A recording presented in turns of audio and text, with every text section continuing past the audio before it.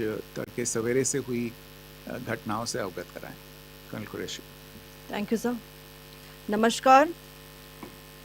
8 से 9 मई 2025 की मध्य रात्रि को पाकिस्तानी सेना ने सैन्य बुनियादी ढांचे को निशाना बनाने के इरादे से पूरी पश्चिमी सेना पर भारतीय वायु क्षेत्र का कई बार उल्लंघन किया। यही नहीं बल्कि पाकिस्तानी सेना ने नियंत्रण रेखा पर भारी कैलिबर वाले हथियारों से गोलीबारी भी की। अंतर्राष्ट्रीय सीमा और नियंत्रण रेखा पर लेह से लेकर सरक्रीक तक 36 स्थानों पर 300 से 400 लगभग ड्रोनों का इस्तेमाल घुसपैठ का प्रयास करने के लिए किया गया। भारतीय सशस्त्र बलों ने काइनेटिक्स व नॉन काइनेटिक साधनों का उपयोग करके इनमें से कई ड्रोन्स को मार गिराया। इतने बड़े पैमाने पर हवाई घुसपैठों का संभावित उद्देश्य वायु रक्षा प्रणालियों का परीक्षण करना और खुफिया जानकारी इकट्ठा करना था। ड्रोन के मलबे की फोरेंसिक जांच की जा रही है। प्रारंभिक रिपोर्ट्स से पता चलता है कि वे तुर्की के असीस गार्ड सोंगर ड्रोन्स हैं।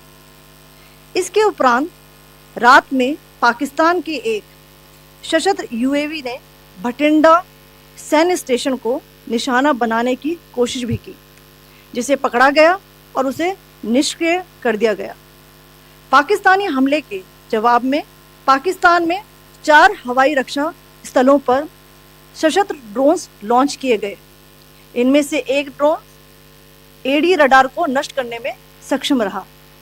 पाकिस्तान ने जम्मू कश्मीर के तंगधार, उरी, पुंछ, मेंढर, राजौरी, अखनूर और उधमपुर में भारी कैलिबर आर्टिलरी गन और सशस्त्र ड्रोन्स का उपयोग करके नियंत्रण रेखा के पार गोलीबारी भी की, जिसके परिणाम स्वरूप भारतीय सेना के कुछ जवान हताहत हुए और घायल हुए। भारतीय जवाबी कार्रवाई में पाकिस्तानी सेना को भी बड़ा नुकसान पहुंचाया गया। इसके अलावा पाकिस्तान का गैर जिम्मेदाराना व्यवहार फिर से सामने आया। 7 मई 2025 को रात 8:30 बजे एक असफल अकारण ड्रोन और मिसाइल हमला करने के बावजूद पाकिस्तान ने अपना नागरिक हवाई क्षेत्र बंद नहीं किया। पाकिस्तान अपने नागरिक विमानों को ढाल के रूप में इस्तेमाल कर रहा है, जबकि उसे अच्छी तरह से पता है कि भारत पर उसके हमले से हवाई रक्षा की तीव्र प्रतिक्रिया होगी। यह भारत और पाकिस्तान के बीच अंतर्राष्ट्रीय सीमा के पास उड़ान भरने वाले अंतर्राष्ट्रीय उड़ानों सहित नागरिक विमानों के लिए सुरक्षित नहीं है। यहाँ स्क्रीन शॉट में पंजाब सेक्टर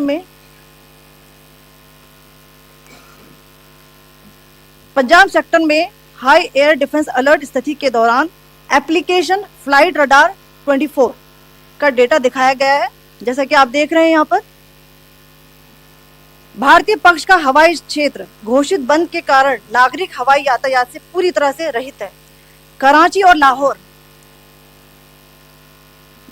के बीच के हवाई अड्डे मार्ग पर नागरिक एयरलाइंस उड़ान भर रही है।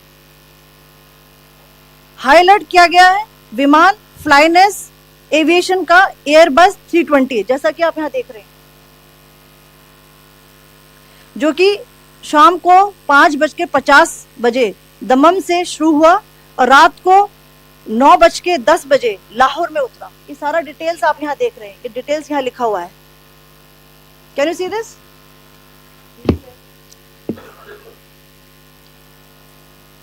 भारतीय वायुसेना ने अपनी प्रतिक्रिया में काफी संयम दिखाया और इस प्रकार अंतर्राष्ट्रीय नागरिक विमान सेवा की सुरक्षा सुनिश्चित की। धन्यवाद। जय Hind. So, good afternoon to you all. On the intervening night of 8th-9th May 2025, Pakistan military carried out multiple violations of Indian airspace along the entire western border with an intent to target military infrastructure. Pakistan military also resorted to firing of heavy caliber weapons along the line of control. Along the international border and line of control, drone intrusions were attempted from Leh to Sir Creek at 36 locations with approximately 300 to 400 drones. Indian Armed Forces brought down a number of these drones using kinetic and non-kinetic means. The possible purpose of these large-scale aerial intrusions were to test the AD systems and gather intelligence. Forensic examination of the drone debris is being undertaken. Preliminary reports suggest them to be of Aziz Guard Songa drone of Turkey. Later in the night, an armed UAV of Pakistan attempted to target Bhatinda military station, which was detected and neutralized. In response to the Pakistani attack, armed drones were launched at 4 air defense sites in Pakistan. One of the drones was able to destroy an AD radar.